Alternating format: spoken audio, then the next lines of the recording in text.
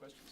Yep. On flood insurance, as one of the parts of rebuilding, these very same homeowners face the prospect of dramatically higher flood insurance costs coming out of the Biggert-Waters bill from 2012. And now with a few months post-Sandy, I'm curious whether you've looked closely again at Biggert-Waters and whether there's anything that you think can or should change. And if so, Well, what the... Okay, we'll both answer that. First, there are provisions that help people who are in need or help people whose fees will be greatly bumped up to gradually transition. And flood insurance, as we know, is in pretty bad shape. We had to allocate an additional $9 billion for Sandy relief.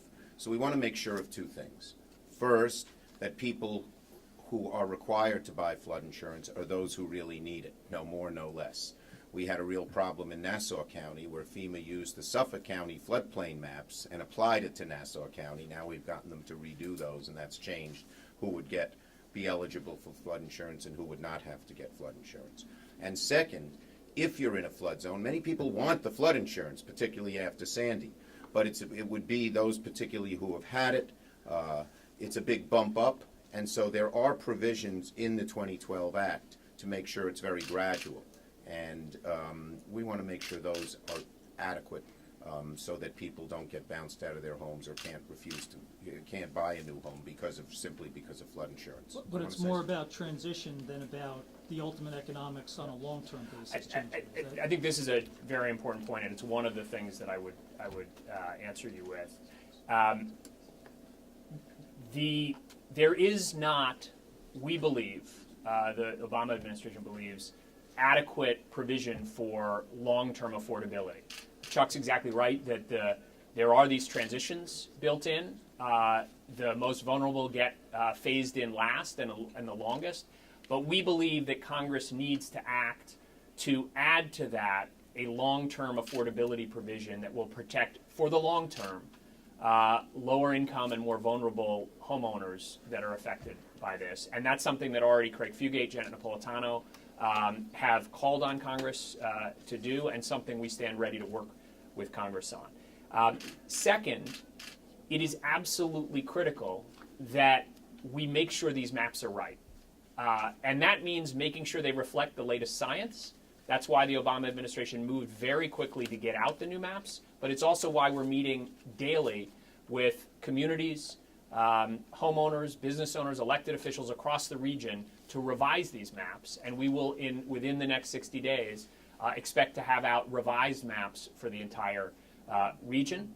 And then finally, it's critical that we not just put out those maps, but that we make sure that folks are actually able to rebuild to those standards. And so last week, I made an announcement with Secretary LaHood that for the first time ever, the federal government is applying a single consistent standard that adopts the new flood zones in the map and adds a foot for climate change that will make every single investment the federal government makes around Sandy and includes FHA loans, that when you're rebuilding, if you were seriously damaged, you must rebuild to that standard. And what does that mean? Not just that you won't go through the devastating heartache of your family home being destroyed or your business destroyed next time a storm comes. It also means your flood insurance premiums are going to be dramatically lower in 2 years when these new maps finally go into effect for the flood insurance program. But